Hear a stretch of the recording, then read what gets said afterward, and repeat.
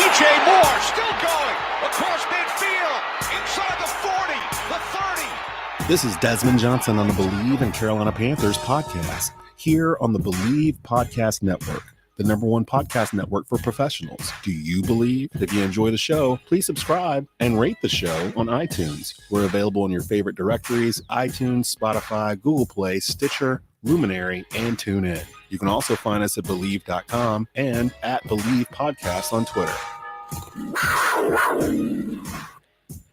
And welcome into a preview Friday edition of the Carolina Panthers podcast, Bleav in Carolina Panthers, here on the Bleav Podcast Network. Desmond Johnson, Jonathan Stewart, all-time leading rusher in Panthers history in the house. Skylar Callahan on his final day of vacation, on his honeymoon with his newlywed wife, Madeline. Skylar will be back with us Monday, give us the lowdown on everything, as we'll have a short week next week with the Atlanta Falcons coming into town on Thursday night, and we'll figure out where we'll do our preview or recap of that game next week, because that'll be kind of weird with us having a primetime game for the first time all season. But before we get to that, though, Panthers and Bengals this Sunday, 1 p.m. on Fox. The Panthers 2-6 on the season, trying to get on the other side of the win column. The Bengals 4-4 coming into this matchup. Been pretty banged up. Joe Burrow in particular behind that offensive line. We'll get into our preview for that as well. It's a Tell 'em While You're Mad Friday. If you're new to the game, the preview episode that we do each week, we start off with something that's irritated us earlier in the week. It just has to be football related. Doesn't have to be Panther related. But we'll get to that also. Before we do all of that, and again, it's an open Mailbag Friday too. So if you are listening or watching this episode on the Tobacco Road Sports Radio YouTube channel, you can participate in the show, just like Humble Beast 00 here. Let's go, big fan, keep pounding. Appreciate your support, Humble Beast 00, and hopefully you'll continue to spread the word about the Bleav in Carolina Panthers podcast. Let's go ahead and get into it. Before we do that, a quick word from our sponsors over at Bet Online. Football is back, and Bet Online remains your #1 source for all your football betting needs this season. You'll find the latest odds, matchup info, players news, and game trends. And as your continued source for all sports wagering info, Bet Online features live betting, free contests, live scores, and giveaways all season long. Always the fastest and easiest way to bet on all your favorite sports and events like Major League Baseball, MMA, tennis, boxing, and even golf. Head to betonline.ag to join and receive your 100% welcome bonus with your first deposit. Make sure to use the promo code Bleav, that's BLEAV, to receive your rewards. Bet Online, where the game starts. And again, where we usually start typically we do this on Thursdays, but what we do here on our recap episode, usually something pops up that makes us mad, irritates us, grinds our gears, I guess is a good way to put it, here towards the end of each week. And by doing this, I'm gonna tell you why we mad, son. We have decided to do Tell 'em Why You're Mad. Usually it's Tell 'em Why You're Mad Thursdays. It's usually when we're on for our preview. But Stu, I'm going to hand the mic to you to kick us off here. Wow. I know Denver hasn't played yet, and I know we got Denver later on in the week or later on in the season. But my good brother, tell them why you're mad this week. I'm gonna tell you why we mad, son. All right, so I'm not a man that likes to go backwards and pick things from history and keep bringing things up, and I'm a guy that likes to move forward. But I must say, the refs, man, they picking on us, right now, or New Picking York, on, or who's us? Like the Carolina Panthers, dog. Okay. Oh, okay. I'm here for this conversation. Let's go. So, I mean, we already know what happened with Cleveland. We talked about that. Jacoby Brissett giving us a pump fake, and then an odd spike. We'll call that the odd spike. Yeah, phantom spike. And then we got the penalty, the gray area. Let's call that the gray area that happened to DJ Moore taking his helmet off. Turns out that the flag shouldn't have been thrown. Right? Yep. You take what you do with that is you take a really hard fought game, like probably one of the best games that a fan would experience and watch all year on the level of the NFL experience.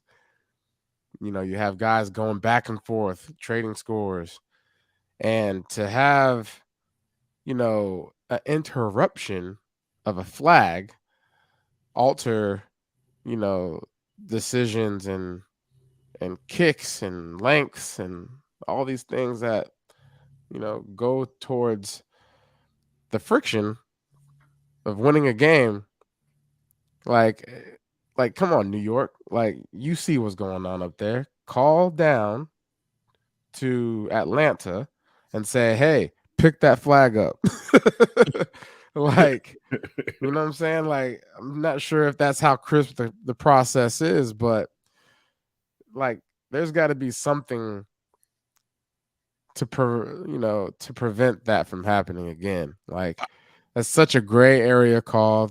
Like, those types of things happen all the time, and I just don't really see how it's been consistent and how you can make it consistent to where, you know, you have a game-winning touchdown throw, great pass. I mean, even Patrick Mahomes is over here tweeting, man, that was a heck of a pass. Like, Yeah, that you know, hurt. PJ Walker, you know, putting his name out there and putting the Panthers organization on notice because of that throw, because it was a football play, a great football play. It's what people dial up in practice, dream about when they go to sleep. And then you add a penalty to it to where it's like, well, dang, made this a little more difficult when it didn't need to be, especially because the flag shouldn't have been thrown. So I'm pissed off about that.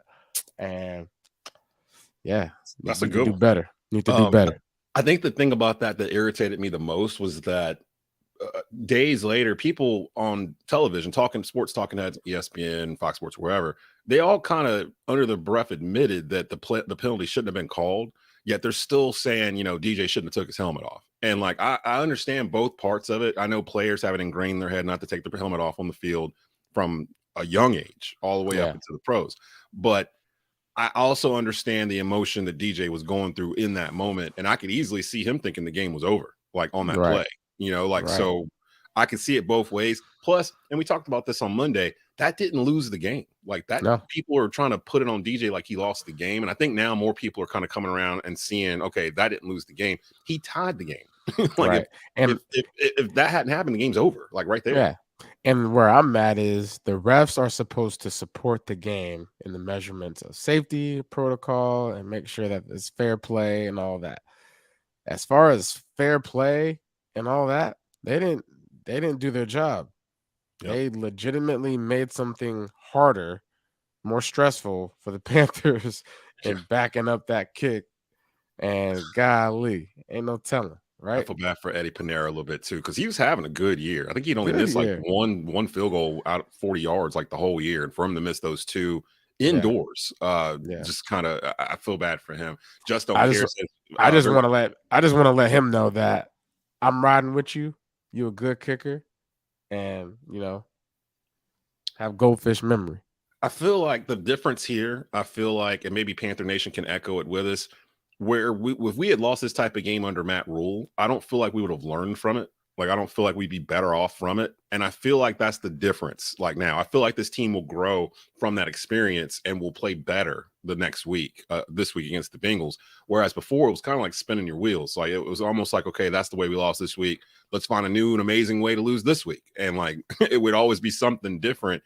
I don't feel that vibe with this team. They really feel like they're rallying around Coach Wilkes and the philosophies that they're putting in. I saw Shaq Thompson in the locker room a day ago, maybe getting interviewed, and he was basically talking about that Steve Wilkes he basically said, don't quote me on this, but non-verbatim, he was basically like, Steve Wilkes is bringing back what it used to mean to be a Carolina Panther. Like that's what he's bringing back to the team. And that counts a lot in terms of locker room morale, David Tepper watching all this philosophy. You got to have a philosophy as an NFL team. Like, what are you? Like, what identity are you? And they're kind of establishing that now, finally.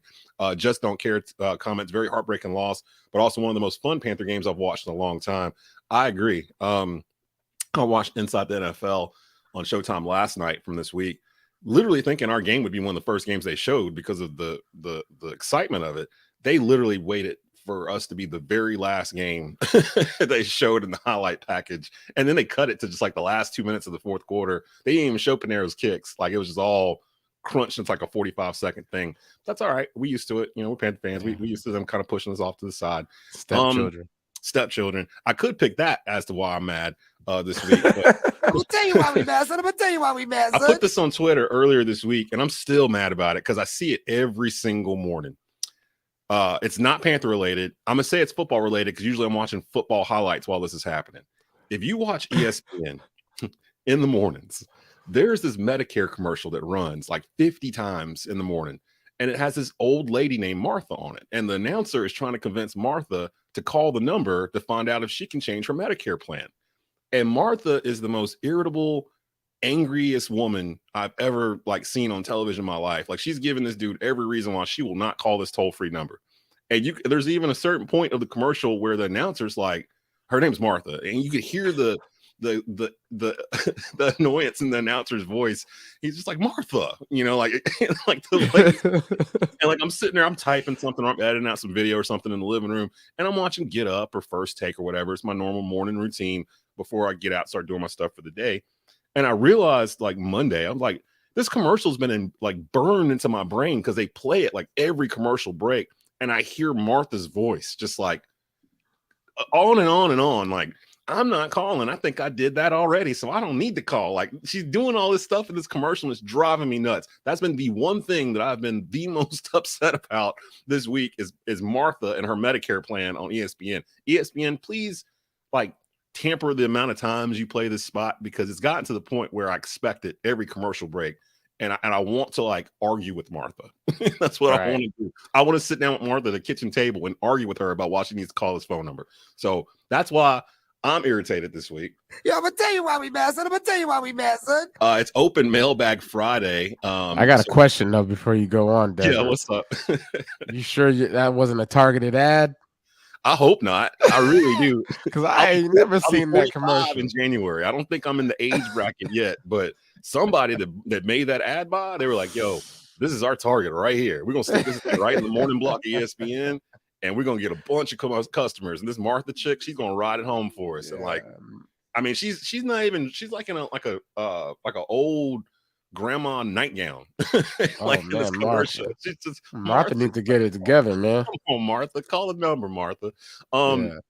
It's an open Mailbag Friday here on the Bleav in Carolina Panthers podcast. John Jenkins, big fan of the show. Was on a couple of weeks back, and he asked, hey guys, so did you witness the Walker Wonder? Witness the Walker Wonder. Hashtag WTWW. Like I said, when this happened last week, when John was kind of pushing us to push this hashtag, I needed to see another week. Yeah. PJ delivered. I mean, if you couldn't have wrote the script any differently other than the Panthers winning the game on that catch. But PJ, I just saw that throw again just a minute ago. They just showed it on TV, and I was just like, that's probably the best throw in the NFL in the past couple of years. I'm sitting there trying to think of a better throw. Aaron Rodgers had one. Russell Wilson had a couple. Yeah. Aaron Rodgers had one that ended the game. Do you remember it was like a Monday night game? I think they were playing Seattle, and he threw like a 50-yard pass in the air, and they caught it in the end zone and it ended the game or whatever. This one was like, DJ still had some room to run. He had to run underneath it to get to it, and PJ threw to a spot. It felt like so. Yeah, and his footwork and just him rolling out to get to where he knew it was almost like pre-programmed. Yeah, if I get pressure from this side, this is where I'm going. If I get pressure from this side, I'll go the other way. But and he went to a spot like you were talking on Monday. He has a spot. I know when I was rewatching, I was like, okay, that's what Stu was talking about because he ran to his spot. He knew where the line of scrimmage was. There was nobody near him when he rolled out. Right, he just launched it, man. He just launched it. I think the team seeing that kind of validates what they see in practice. And I think the team's rallying around PJ. Like, I think he's going to be the starter the rest of the year. And if he's going to play like this, I'm fine with it. You know, I'm totally cool with it. Baker's the backup quarterback right now. He seems like he's fine with it. I find it amazing that all of a sudden now I'm seeing these videos all week long of Baker Mayfield throwing a football like 60 yards into like a basket. Like it'll hit it or whatever. I've seen like 2 different times where this has popped up on my Twitter. But Baker's going to be the backup here. Got a comment from Gerald Mason. What's up, Gerald? I know Gerald. Love the podcast. Do you think Panthers defense can take advantage of the fact that since he's O-line is still Swiss cheese and that there's no Jamar Chase to cover? Gerald, I think we're dependent on it. Yeah. I think that's our whole game plan. They've been struggling ever since last year, really, to protect protect Joe Burrow. He's been hit 29 times. Yeah. I read somewhere like 30, 29, 28. Something. Yeah, it's bad. Like his offensive line. They spent money to fix the offensive line and it didn't work. Yeah, they just not getting it right. The guys that they got pump faked them. Like, yeah, I'm strong, I'm big, I'm fast, but I ain't got heart. But I ain't got heart to protect my quarterback. That's what they got over there. They gave him the old razzle-dazzle. The Carolina Panthers ain't razzle-dazzle, baby. We the real deal. Holyfield offensive line coming in and knock you in the face. Pa-pow! Yeah. Top 10 offensive line in the league right now, Carolina Panthers, and they're starting to get a little bit of notice in terms of what they're able to do.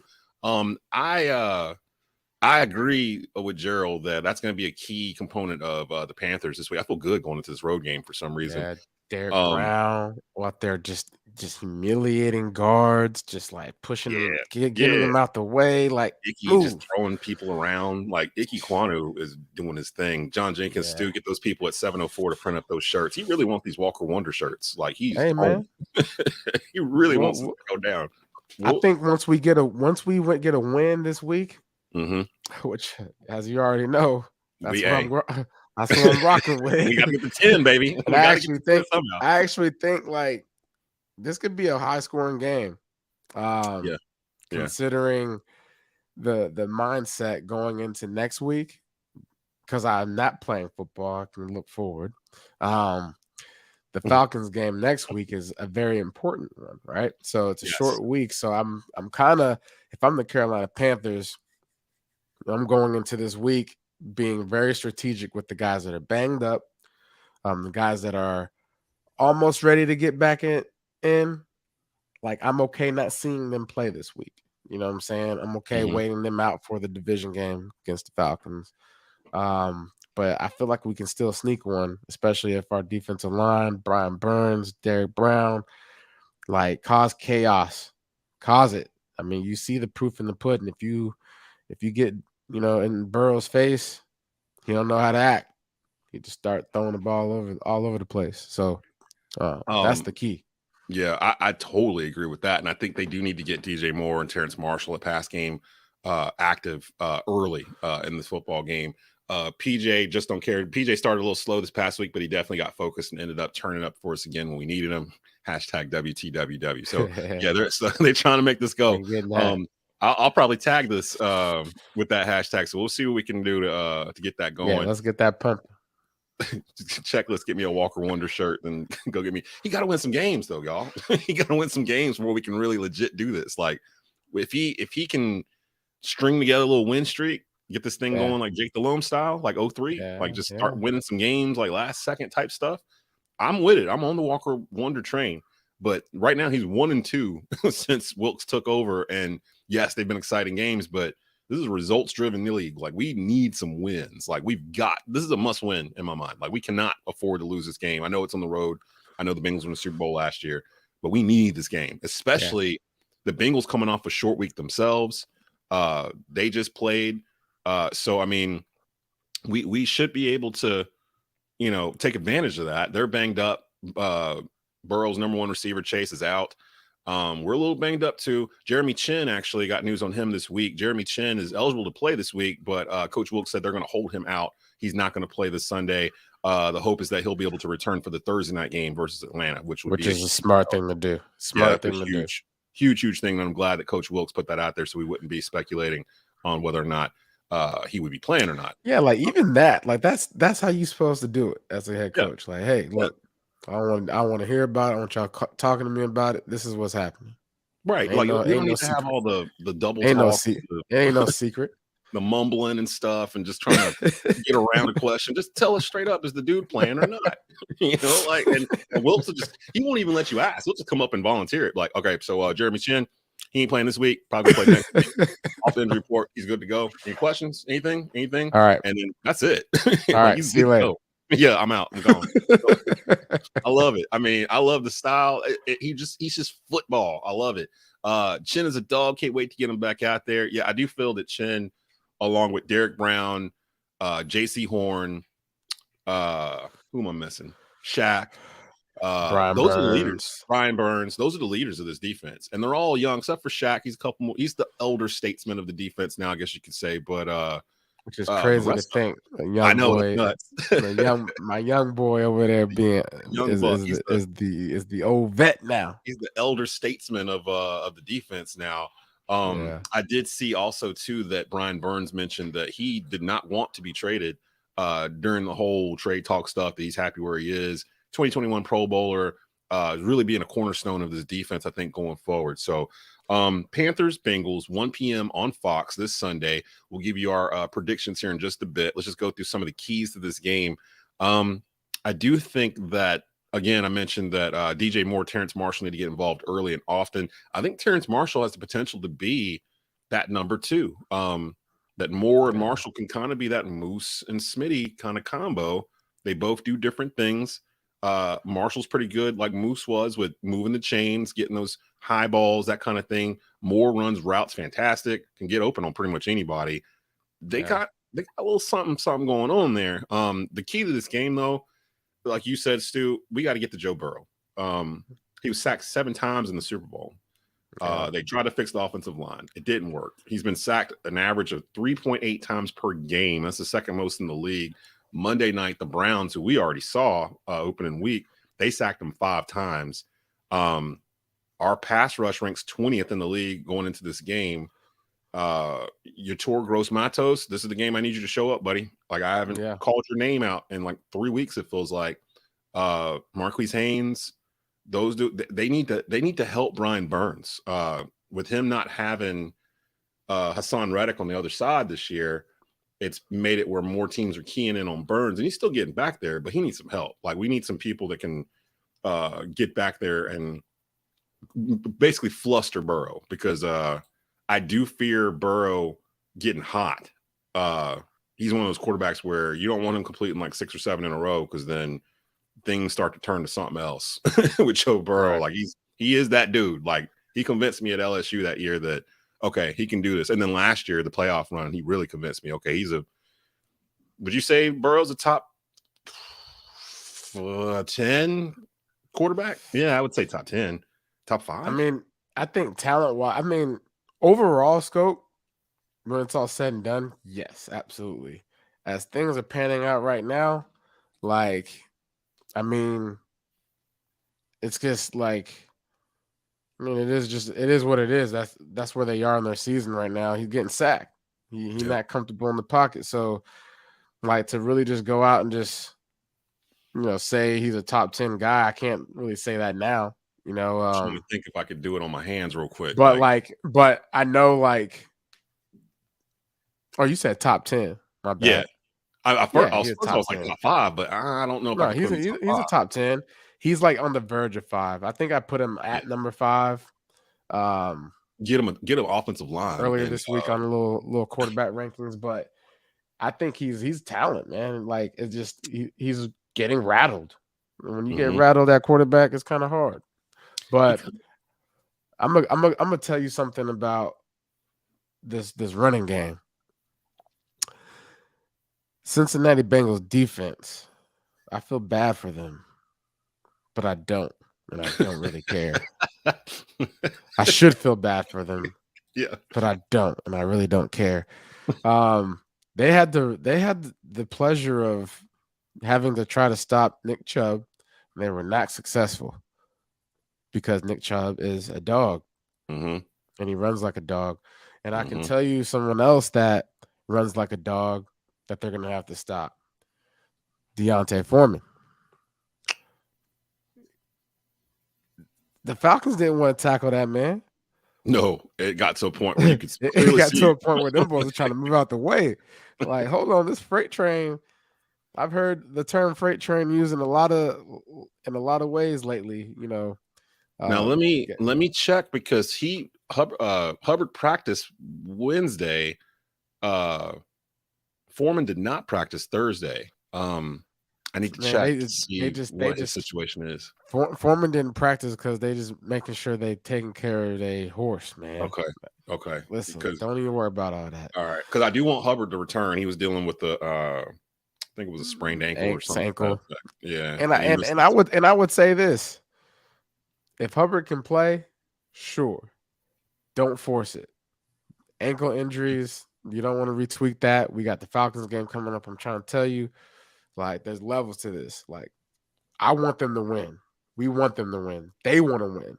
They need to win, but they really need to win next week. Otherwise, we might start talking about other plans. Yeah, I don't want to do that 'cause I've been watching Panther Nation do that for the past month, already talking about the draft and stuff. And I'm like, we've played 5 games. But Like, specifically season. the Falcons, because we already lost to them once, right? Right. So we got to make Um, sure we even the score. Let's see, I did find injury report from Thursday. Dante Jackson was off from practice yesterday. He's dealing with an ankle injury. He's had him in and out of games. That was the second straight day that he had been held out. So they're optimistic he'll be able to play versus Cincy. He played in every game. He got carted off in the Atlanta game last week and didn't finish. But he also had an interception in that game too. Justin Burris has a concussion. Tight end Steven Sullivan is sick, so they were held out Thursday. Rashard Higgins is actually sick as well, so he was out. And after he practiced on Wednesday, Taylor Moton got a day of rest, so he looks like he'll be good to go. Deonta Foreman, you're right. Stu was given a rest day Wednesday. He was back full participation Thursday. The boy's a dog. Yeah, Chuba Hubbard was listed as limited for a second straight day after he missed last week. Frankie Luvu's got a shoulder going on. They were full participants on Thursday. J.C. Horn's got an ankle injury. He was listed as limited. So it looks pretty good, I think, going into this game in terms of our health overall. So we'll see if that stands on a Sunday here. Carolina going to Cincinnati, week 9 clash here. Pretty much everybody in the media is picking the Bengals to win this game. I told you and Skylar at the beginning of the year to not trust the Cincinnati Bengals. Like my entire life, like I've never seen the Bengals be good, like legit good. Yeah, that was wizard. That was a little bit like wizard-esque. Like he was real wizard-like in the beginning of the season. Well, everybody was picking them. Everyone was like kind of blinded by the whole Super Bowl run, and I'm just like, well, they were 10-7 or whatever when they got into the playoffs and got hot. Like they got hot and beat 2 teams in Buffalo and Kansas City that, to be honest, they probably shouldn't have beaten. And that carried over through the offseason where people were like, oh, the Bengals, here they come. And I just didn't see it. I was just like, they can still get hot though. They could. That's the name of the game. It's you don't want to peak. You don't want to be these guys that are 7-0 or 8-0 Philadelphia right now, because it's hard to maintain that. Although a lot of pressure with that. I will say the Eagles look good. They did. They did really good. Like they got Meek Mills out there. Yeah, man. Philly going to baseball games, basketball games. You know what? I should have did that for my Telemar. Yeah, I'm gonna tell you why we mad, son. I don't like the city of Philadelphia. Like I've never liked the city of Philadelphia, and I haven't for some time. And it's because of their sports fans, 76ers fans, Phillies fans, especially Eagles fans. Like they are some of the worst fans. They was real bad to McNabb. I hated that. See, they were bad to him. They booed they cheered while Michael Irvin was basically paralyzed on the field at the end of his career. They threw batteries at Santa Claus. Like, I mean, like this is a different level of when they won the Super Bowl a couple of years ago and they were in the streets burning down stuff and doing whatever. You had people out there eating horse manure and like just random dumb stuff. Like, Philly, man. I don't like that they're having all the success right now. To have a World Series game going on and a Thursday night football game going on in your city at the same time. Yeah, they don't deserve it. They don't deserve it. I don't care. I'm not gonna hate. I'm not hating though. I'm happy. I'm happy for it, man. I'm not going to Philly anytime soon. So I'm gonna hate. I love when cities both have the basketball teams, kind of like, we don't know yet. We got the baseball, football, balling. Like I wish I was from Philly right now. You got Meek Mills. I got. Maybe it's jealousy. Maybe that's why I'm feeling this way. Because like I want Charlotte to have a year like that, where like the Hornets are popping and the Panthers are good, and like it's just like the whole minor league baseball good. Yeah, everything is just good. Hockey's good. Hockey's been Duke is doing something. Like, I want that to happen. And like, we've gotten close a couple times, but we haven't quite got there. Another thing too that I thought about this week that kind of I'm doing more than one here because they're all starting to flood back into my memory. I'm gonna tell you why we mad, son. Boy, you so angry. You need to go see counseling. If you think about this, you agree with me or not, because you were on this team.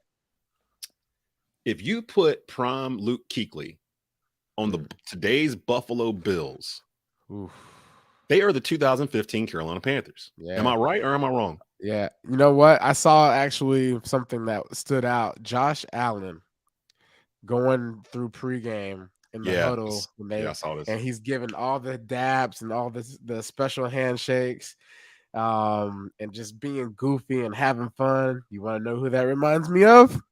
Cam Newton. And you know what? He got criticized for it. He got criticized for it from the media. Like, he's not serious. He thinks this is all fun and games. He doesn't want to win. I tell you one thing, Cam brought that culture. He changed the game because of those types of things. Yep. And looking back, that's a recipe, man. It's a recipe to connect. It's about connecting with your peers. It's about connecting with your players, your teammates on a different level. Like it's a beautiful thing to see when you see guys like that take ownership. It makes me a little angry though, as of what could have been here, because like we joke around here. Me and Skylar call the Bills Panthers North, just for having Brandon Beans up there, and I think Dan Morgan was up there for a little bit before he came back home. It's a lot of former Panthers in their front office and scattered throughout their roster too, from 2015 on. There's dudes on that roster that played for Carolina, and it's like you watch them play. And it's like, damn, that was us, 2015. They're doing the exact same. They built the roster the exact same way. Actually, and really, it should be if you put Luke Kuechly on that team and took Stephon Diggs off of it. That's the 2015 Carolina Panthers, because Cam didn't really have like a true de facto number one that year, but they had a run game. The offensive line was mauling people. The defense was just number one or tops or near the top of the league. The quarterback was basically having an MVP season. That's them. Like, that's literally what they're doing right now. And it's like teams are trying to figure out what to do with them. And that was 2015 Panthers. At a certain point, teams trying to figure out what to do with you guys. And I came across that the other night when I was watching Buffalo, and I was just like, damn, if you put Luke on this team, this is 2015 Carolina. Like, it really is. So there you go. So now everybody can be mad for the rest of the day Friday thinking with that thought about Buffalo. Let's pick this game real quick. Carolina, Cincinnati. Carolina 2-6. I'm trying to find. I usually have like a little preview thing sitting up here, and I can't find it anywhere. It's all right. The Bengals are 4-4. They just lost on Monday night. They're coming off of a short week. Stu, give me your prediction on this game. Give me a score. Give me a winner. Give me the vibes here. Well, you already know who's gonna win the game. Oh yeah, Panthers. Just in case you were wondering. Man,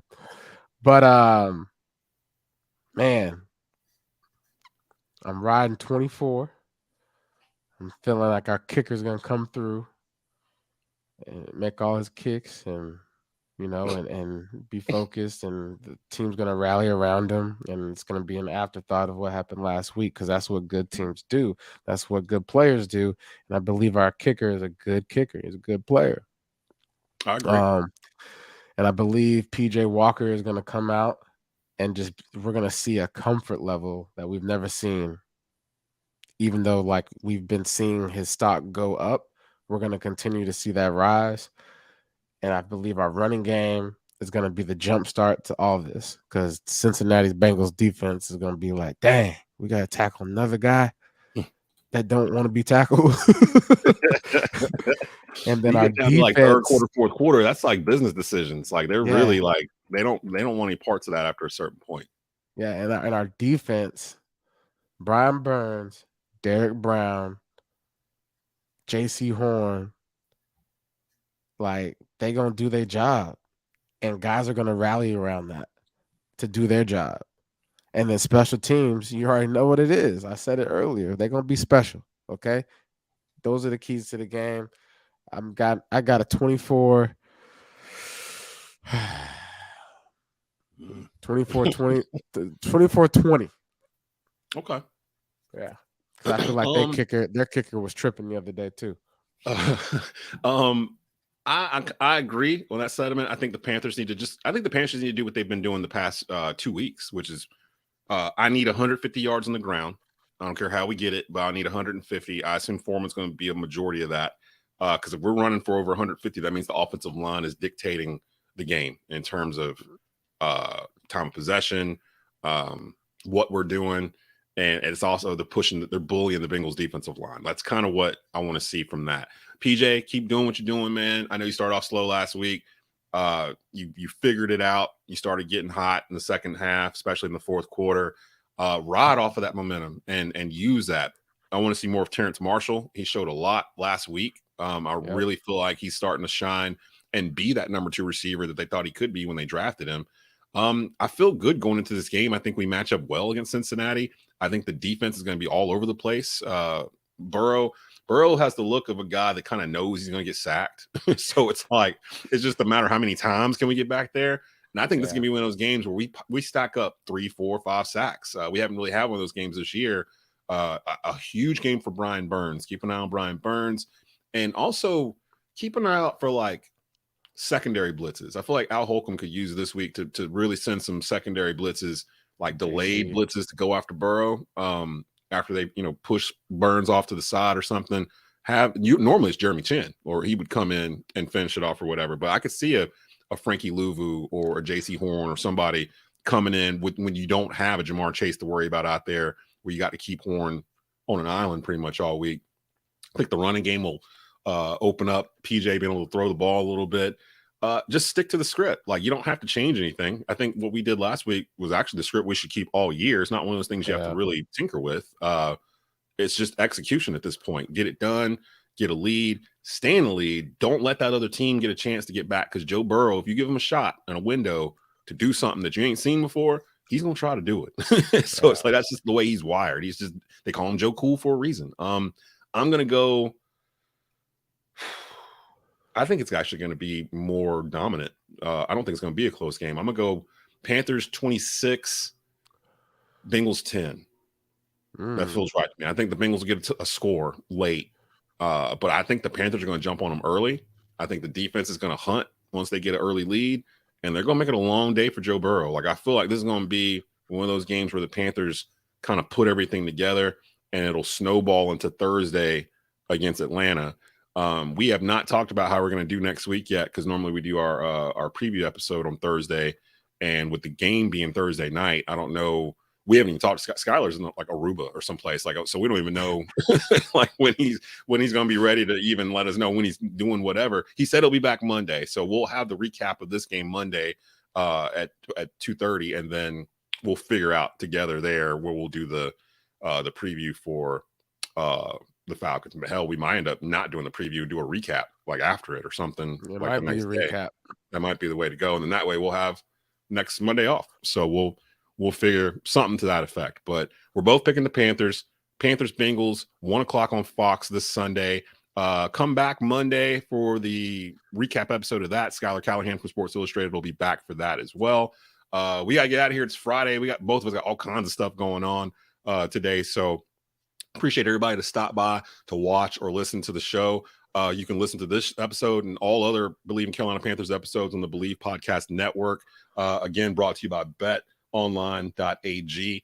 Go get your welcome bonus over there if you are a betting person. So for Jonathan Stewart, I'm Desmond Johnson. You've been listening and watching the Bleav in Carolina Panthers podcast here on the Bleav Podcast Networks. Keep pounding.